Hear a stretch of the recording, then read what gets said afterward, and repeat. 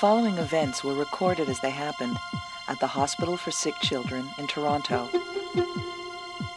In this episode of Life's Little Miracles, Daniel's cranial reconstruction.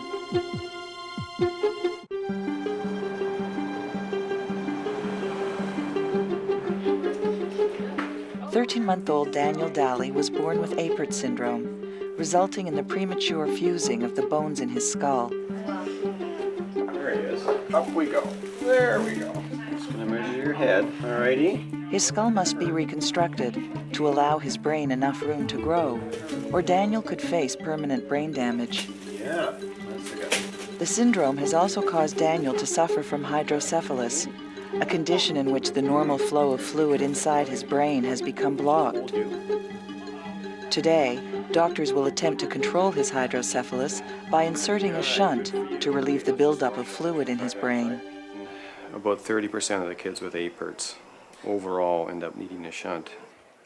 So we're going to put the shunt in, and we'll probably put it in right up here. And because of his head shape, we're going to use ultrasound guidance to make sure we get it in the right place. And the whole system will be underneath the skin, and then we'll tunnel it down here and make a little tiny opening in his tummy and put it in there. Does it go right in the stomach, or? No, it goes into the cavity that contains the stomach, but it's outside all the organs. And the fluid is absorbed back into his bloodstream and then recirculates normally.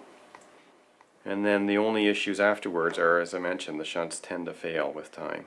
And the highest time for them to, or the most common time for them to fail is within 6 months of surgery. Oh, okay. Okay. So we'll follow them very closely for the first 6 months. Okay. Hopefully the shunt will address the CSF flow problems even after his craniofacial surgery. Okay.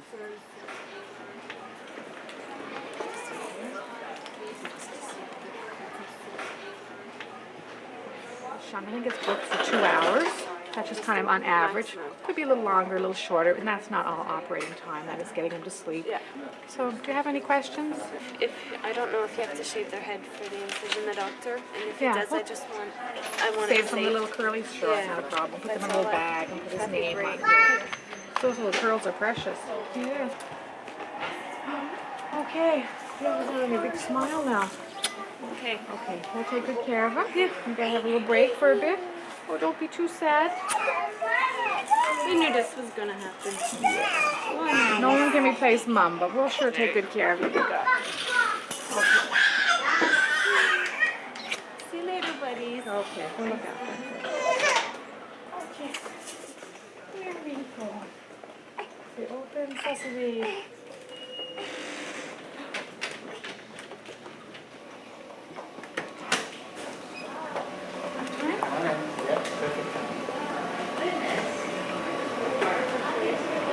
Mom wants it to save the hair. So we've assembled 2 teams of surgeons to do this operation as fast as possible. One team is going to work on the head, and the other team is going to make a small opening in his abdomen. We're going to use 15 blades, okay? He's just a baby.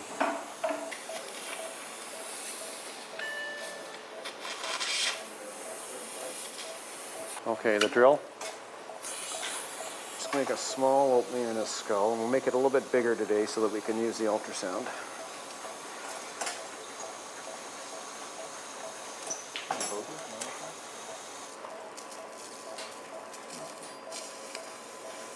Great, okay. So this is what we use to pass the shunt underneath the skin. And so we're going to just tunnel underneath the skin very gently. And the shunt now. So now we're going to pass the shunt down the first stage. That's the first stage, nice. Now we're going to pass the second stage. Okay, so now we've tunneled the shunt from the incision in his abdomen up to the back of the scalp. And can I have the ventricular catheter? And now this is where I'm going to place it using ultrasound. So there I am on the screen. You see that? And there I'm in. All the holes are in, and it's in perfect position. So we've just attached the valve onto the ventricular catheter. Can I have that closer? This is the hardest thing in the whole case right here.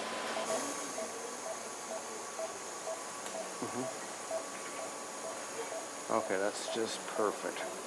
Good, good. Okay, just close it up.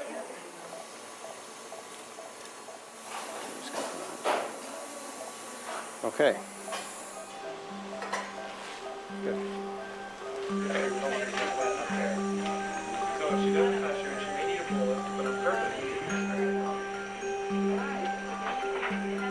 He's still tired. He's doing really well. So which side is it down? Right side. So which one? You won't be able to see anything now when you're dressing. It's okay. It's okay. Next time she'll be shut.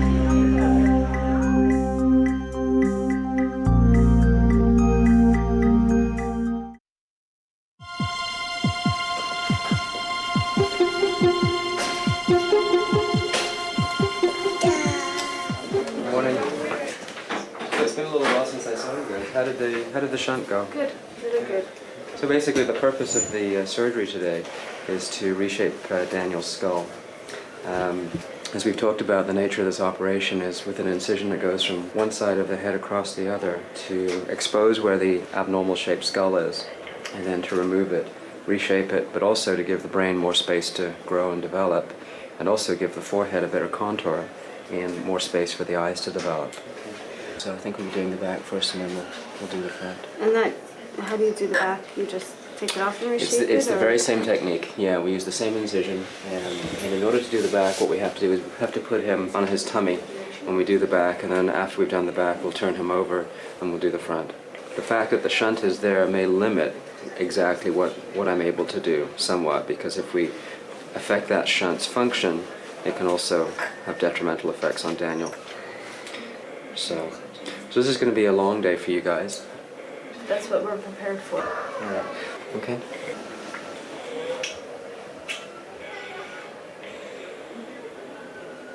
Can you be better being carried? Hi, Daniel. Okay, let's come on. Let's go. Hi there. That's all right. Let's just take this with us. Yeah. It's she got on her head, eh? Yeah. Do I look funny? Nice and warm for you. Bye-bye. This is very severe. You can see the shortening of the skull from front to back. You can see that the back of the head is quite flat. The forehead is very flat. And it's hard to see, but the eyes are very, very shallow. And the cranial base, I mean, the cranial base here is almost vertical.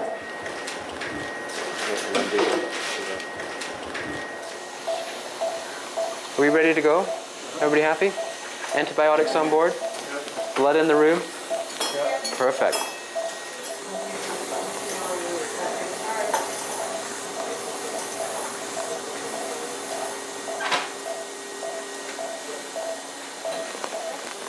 I think on your side, Jocelyn, we're going to have to dissect all the way down and get this free, because otherwise as we lift this flap up, if it's still tethered here, it's going to be a problem.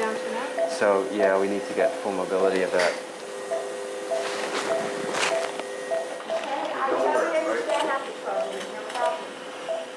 Okay, let the great Dr. Drake enter into the operating field. So the thing we really worry about are the major venous channels, which are running like this and across the bottom here.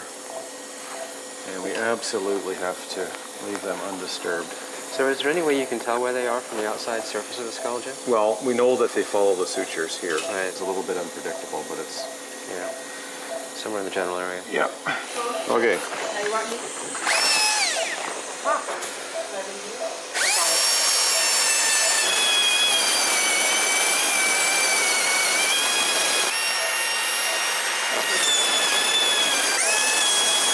That's irrigation.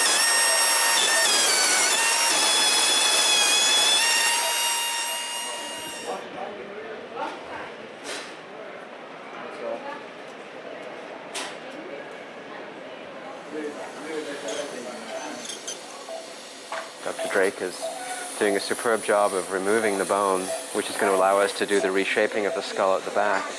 And then after we've got the bone off, what we'll do is we'll reconstruct the back of the skull and then get ready to turn the patient a little bit later on in the procedure.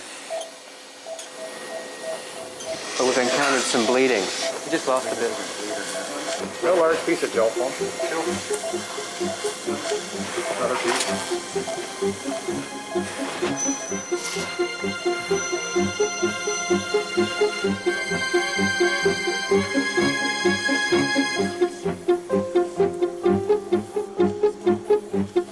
Okay, just put a patch right on top of it. You ready to go? Let's just look at everything else first.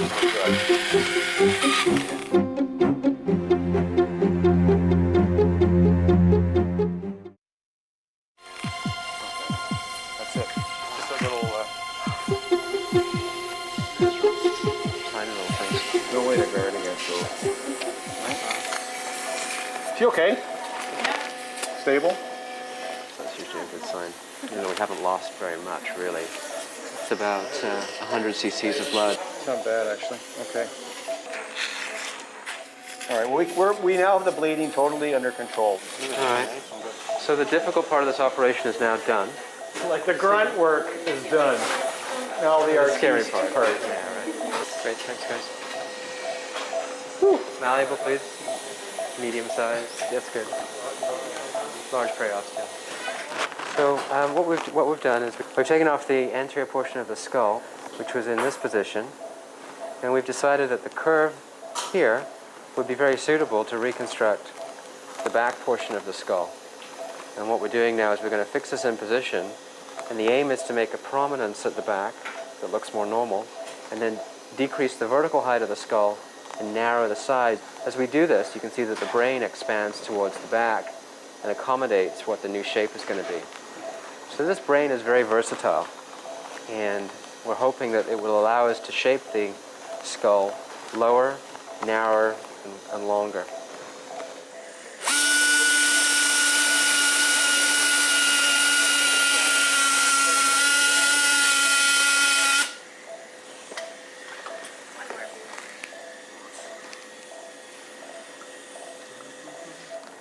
Like that, I guess. Perfect. One plate here, four screws. So 1, 2, 3, 4, and then 1, 2, 3, 4. Thank you, ma'am. Was fine.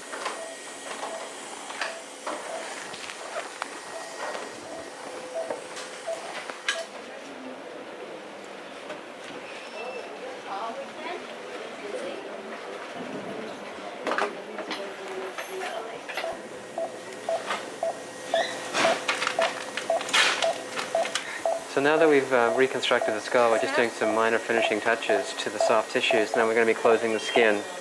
So we're pretty much done, the major component of the operation. And then Dr. DeRuiter will reverse the anesthetic and hopefully awake this patient uneventfully. Wire cutter, please. When you put, maybe you might need some towel clips or a couple of stay stitches on here. It looks like it is going to reach here. Okay. Good. Great, thanks guys.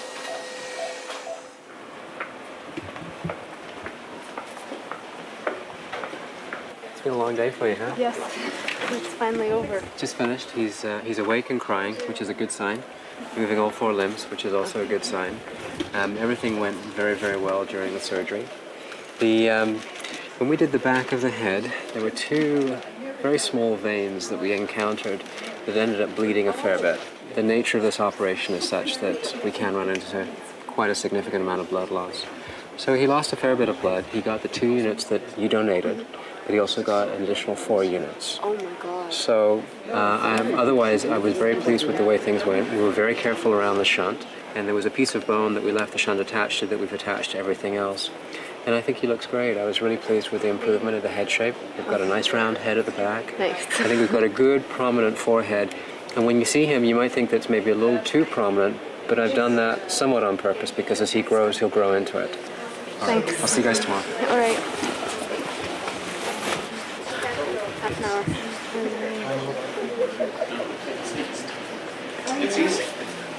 You okay? Yeah, I'm okay. That's what it feels.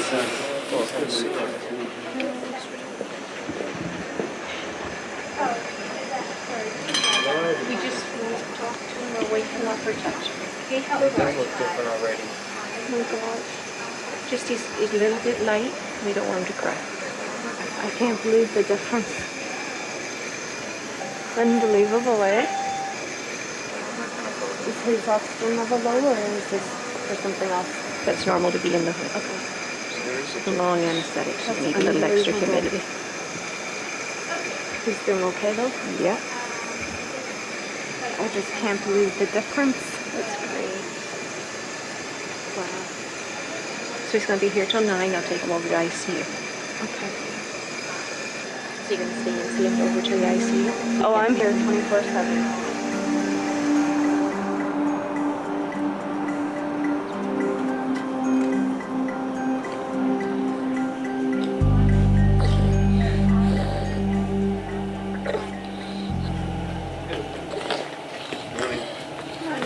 Hi, Daniel. How you doing? Have a good breakfast? So, we talked about this as part of the whole scenario, but Daniel had a temperature last night, and we need to investigate that temperature. And as you know, we should get a chest X-ray because he sounds like his breathing's a little bit on the noisy side, and we worry when we do an operation that's fairly long that they can end up with some problems with their breathing. So he's going to go for chest X-ray this morning, and he'll also have some routine blood work. I checked his blood work from last night. His white count is elevated, and that can be just as a reaction from the surgery, but it also can be related to infection, so I think we need to get on that.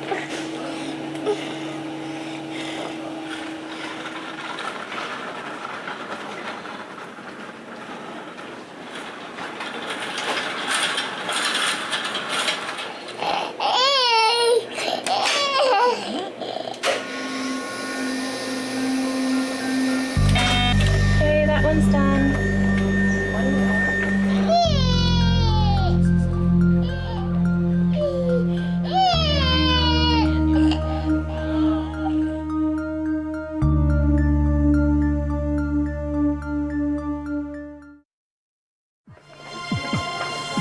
Good morning.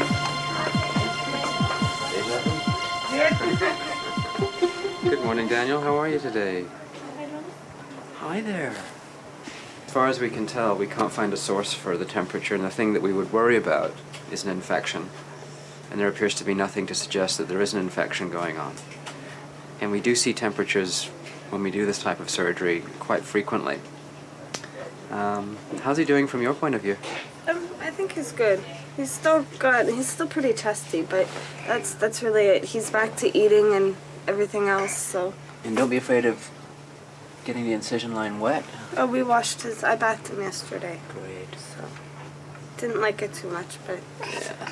Okay. And as I said, call me if there's a concern. Okay. Okay, Daniel, you get to go home today. Say yay.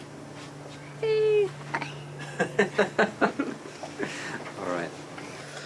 Say hooray. Hooray. You guys are free.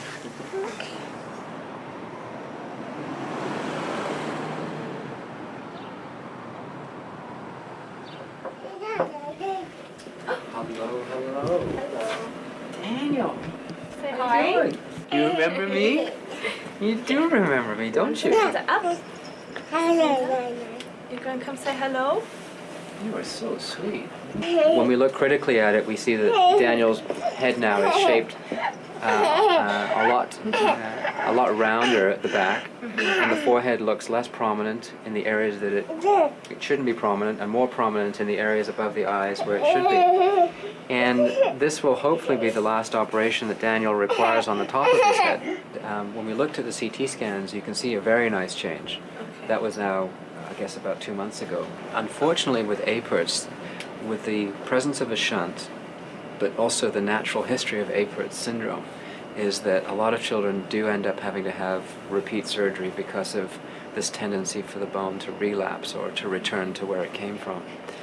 At some point in time, he will likely require an operation to move the upper jaw forward, and we would often do that around 5 to 7 years of age.